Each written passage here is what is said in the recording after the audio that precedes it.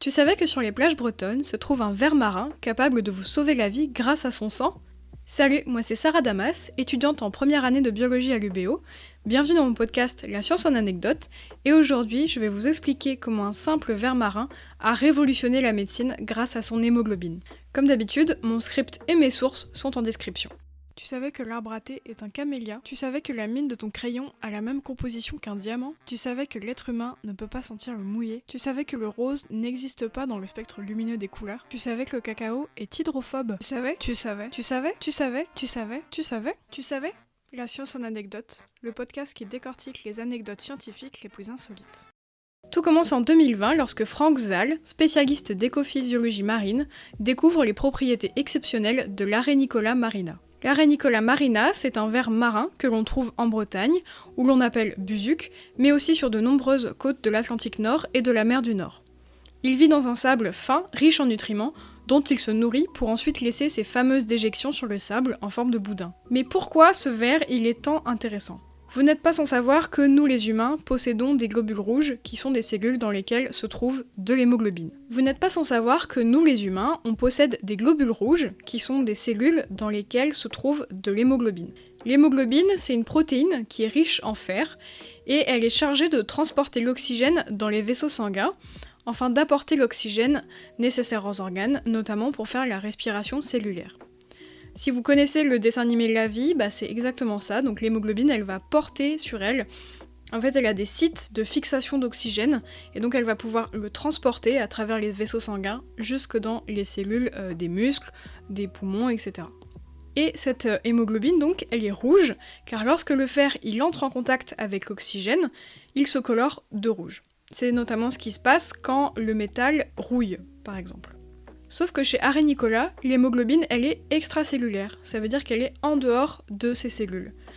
Donc, en gros, l'hémoglobine, cette fois, elle n'est pas dans les globules rouges, elle se balade librement dans un fluide qu'on appelle le liquide colomique ou l'hémolymphe, dans lesquels baignent ses organes et ses tissus. Cette liberté, elle permet ainsi à l'hémoglobine de ne pas avoir de sucre fixé sur elle, et donc de n'avoir aucune réponse immunitaire. Ça peut paraître un peu lunaire comme ça, mais on va revenir aux bases et je vous promets c'est simple.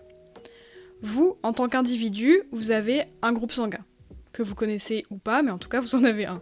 Qu'il soit A, B, AB ou O, tout ce qui est plus, moins, etc., c'est un autre débat, je vais pas en parler aujourd'hui. En fait, ces lettres, ça correspond à des antigènes. Les antigènes, c'est des molécules qui se trouvent sur les cellules, et c'est un peu comme des signatures. Ces signatures, ces antigènes, ils vont être lus par des anticorps qui vont se fixer dessus.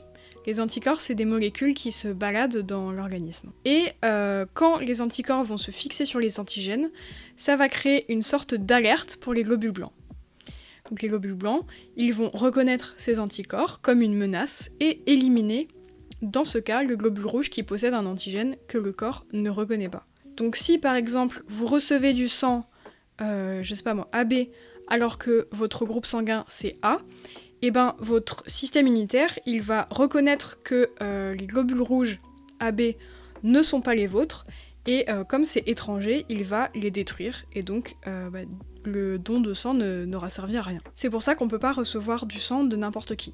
Et il se trouve que ces antigènes, ce sont des sucres, appelés glycanes, fixés à la membrane du globule rouge.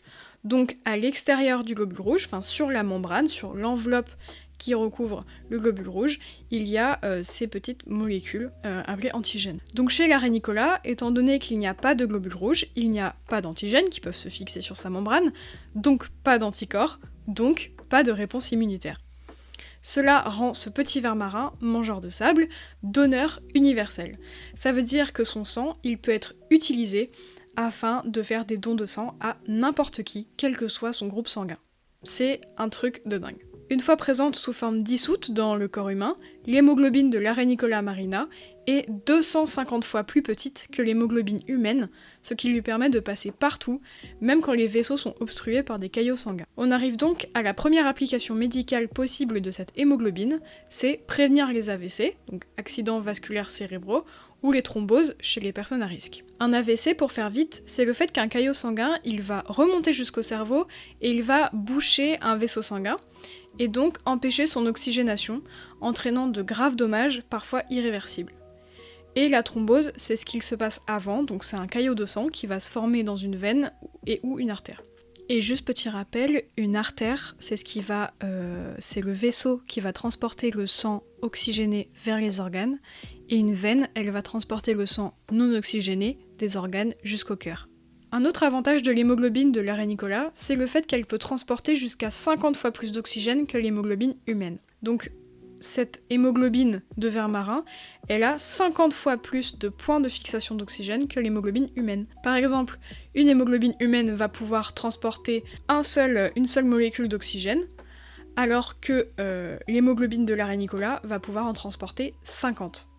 Et cette forte oxygénation, elle permet par exemple d'améliorer les greffes en maintenant le greffon dans une solution très oxygénée en attente de la transplantation. Le problème, c'est que le greffon, donc quand on fait une transplantation, on prélève l'organe à transplanter chez le donneur, et en attendant de pouvoir donc le greffer au receveur, l'organe il doit être conservé dans de bonnes conditions pour éviter qu'il ne meure et qu'il commence à se décomposer et qu'il soit inexploitable. Et donc si on place ce greffon, donc par exemple un rein, dans une solution très oxygénée, eh bien il va être beaucoup plus exploitable, il va beaucoup moins se dégrader. Et c'est là que vous me dites, mais comment on fait pour avoir cette hémoglobine en grande quantité ? Et vous avez raison, parce que je vois mal un ver marin aller de lui-même à l'EFS. Tout d'abord, la société Emarina, créée par Franck Zal, possède une ferme d'élevage d'arénicoles à Noirmoutier en Vendée. Elle s'étend sur 13 hectares et en 2017, elle a produit environ 2 tonnes de verre. Sa capacité de production est estimée à terme à 30 tonnes de verre marin, d'après le site internet de la société. Ensuite, il faut récolter le liquide colomique dans lequel se trouve l'hémoglobine. Franck Zal et son équipe ont d'abord tenté de l'extraire verre par verre à la seringue ou encore par broyage, mais le résultat n'était pas très concluant. La solution qui semble donc la plus rentable, c'est la technique de la congélation-décongélation. Donc on va d'abord congeler le verre à moins 80 degrés, puis on va le décongeler à 4 degrés. Le verre, il va alors subir un choc hémorragique et il va se vider de son liquide, qu'il suffit ensuite de récupérer par la suite. Ce processus, il prend environ 1 semaine afin d'obtenir une hémoglobine pure et parfaitement exploitable. Celle-ci, donc cette hémoglobine, elle va ensuite être lyophilisée, donc débarrassée de toute son eau, pour être plus facilement conservée, et avec ce processus, elle peut être conservée jusqu'à 5 ans à température ambiante. À l'heure actuelle, la société Emarina, elle est constituée de plusieurs projets de recherche, notamment Hemo2Life, qui vise à améliorer la greffe, Hemoxy Carrier pour le don de sang, M-Healing qui est un hydrogel oxygénant qui permet d'oxygéner les plaies sous les pansements, Hemoxel pour améliorer la croissance cellulaire en laboratoire, mais également Hemodental Care pour prévenir la parodontite et M-Boost pour améliorer les conditions de fermentation industrielle. Je vous laisse aller voir sur leur site qui est très bien fait et où vous pouvez trouver plus d'infos. Et voilà, cet épisode est maintenant terminé. J'espère qu'il vous a plu et que je vous aurai appris quelque chose. N'hésitez pas à aller voir mes sources en description. Il y a des études, des articles, vidéos, etc. qui permettent d'avoir une approche différente du sujet. Dans la description, vous trouvez également mon Instagram où je publie des actus du podcast, mais aussi du contenu sur mes études, sur l'écologie, etc. Moi, je vous dis à dans 2 semaines à 18h. Bisous! It's one small step for man, one giant leap for mankind.